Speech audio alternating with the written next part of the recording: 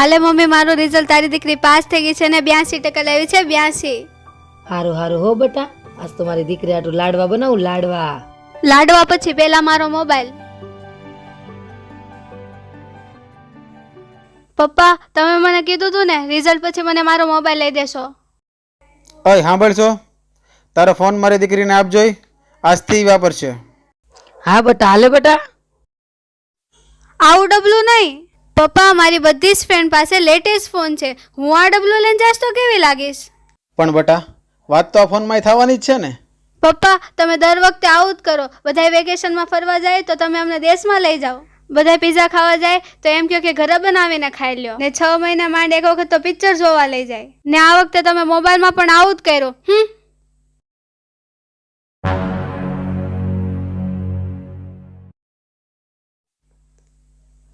Mummy, હું મારા ફ્રેન્ડના ઘરે જાઉં છું. ઓ ઢીંગા, ઊભી રહે ઊભી રહે, અહીંયા આવ. આ જો તો આમાં શું છે?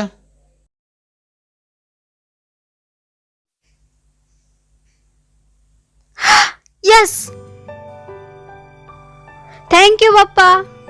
હવે મારી દીકરી રાજી ને? અરે બહુ રાજી. હમણાં જ જાઓ અને મારી બધી ફ્રેન્ડને બતાવી આવો.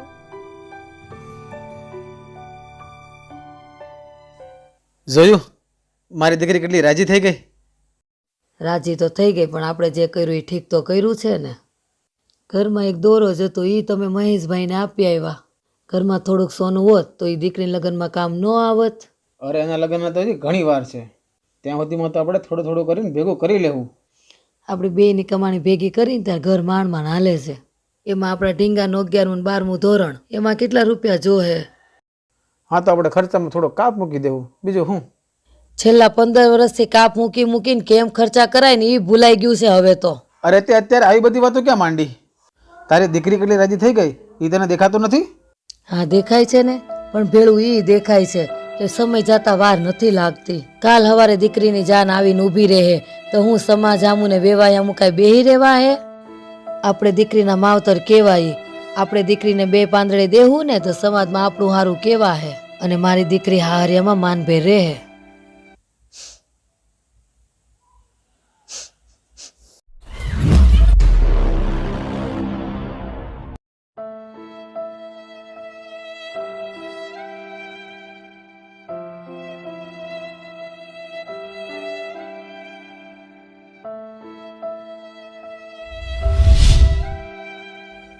આટલી બધી સ્વાર્થી હું ક્યારથી બની ગઈ કે મને મારી જીદ જ દેખાણી, માતા પિતાની પરિસ્થિતિ નહીં.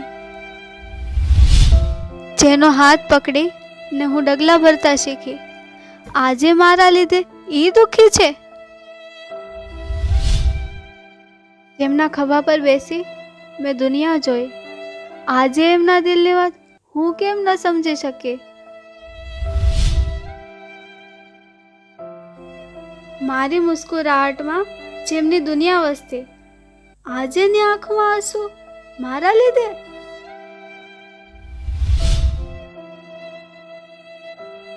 મારી ખુશીઓ જ જેમની જિંદગી હતી, આજે એના જીવનમાં અંધારું મારા લીધે.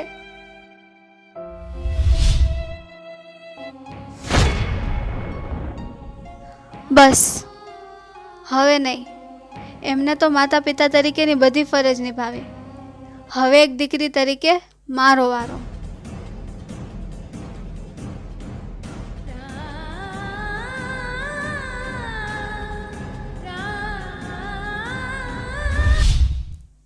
પપ્પા, સાયકલ તમારે રોજ રોજ બગડેલી જ હોય, એને કરતાં એક નવી ગાડી લઈ લ્યો ને. જો દીકરા, આ કંપનીના કપડાં અને આ સાયકલ એની એવી ટેવ પડી ગઈ છે ને કે હવે તો આ બીજા કપડાં અને ગાડી આપણને માફક ન આવે.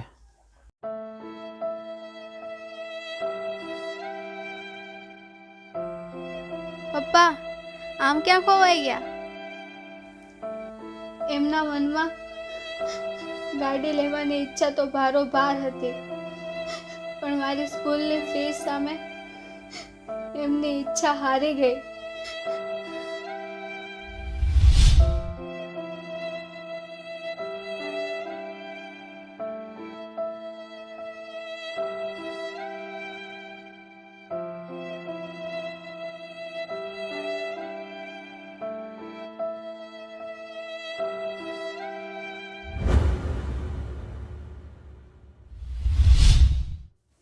બસ આ મારી છેલ્લી પૂરી. હં, મારું પેટ ભરાઈ ગયું છે, હવે તું શાંતિથી ખાઈ લે. ફક્ત 3 પૂરી ખાય અને જેમનું પેટ ધરાઈ જાય એ વ્યક્તિ આ દુનિયામાં માં સિવાય બીજું કોણ હોઈ શકે?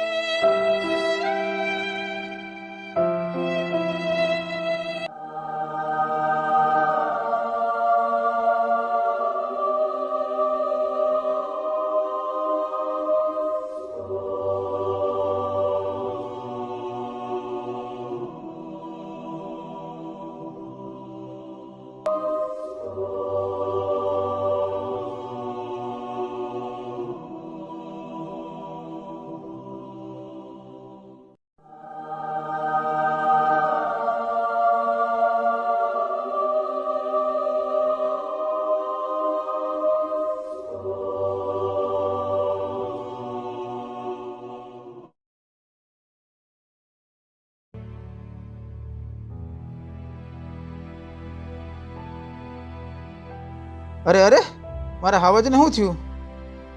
જો આ તારે લીધે રોવે છે. મેં તને કીધું તું ને થોડોક મોંઘો મોબાઈલ લઈ, પણ તું માની નહીં. રોવડાવે પાર કરી મારી દીકરીને. પપ્પા, મને કાંઈ નથી જોતું. મને મોબાઈલ નથી જોતો. મને ખાલી મારા પપ્પા જોઈએ છે.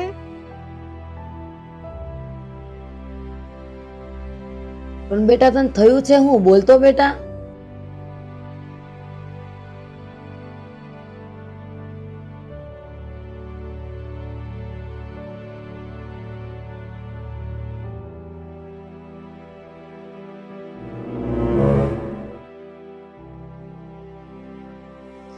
આ દોરો ક્યાંથી આવ્યો? મમ્મી, મેં તમારી બધી વાત સાંભળી લીધી. મને ખબર છે મારા મોબાઈલના પૈસા ક્યાંથી આવ્યા.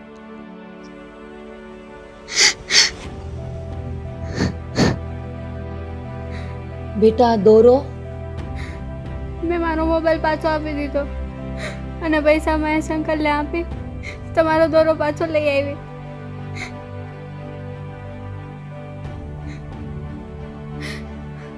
મમ્મી, આજે મને ખબર પડી કે તું સ્ત્રી હોવા છતાં તને કોઈ શોખ કેમ નથી. કારણ કે મારી જરૂરિયાત તારા બધા જ શોખને ખાઈ ગઈ.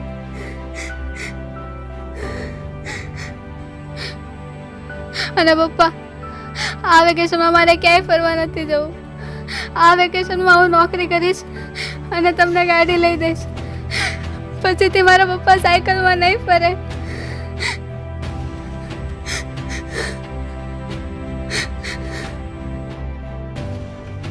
ઓય દીકરા, નાની ઉંમરે બહુ મોટી મોટી વાતો કરે છો તું. આજ મારી દીકરી છે ને જિંદગીની પરીક્ષામાં પાસ થઈ ગઈ.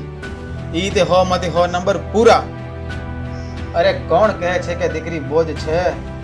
એને શું ખબર કે દીકરીના બાપ થવાની શું મોજ છે?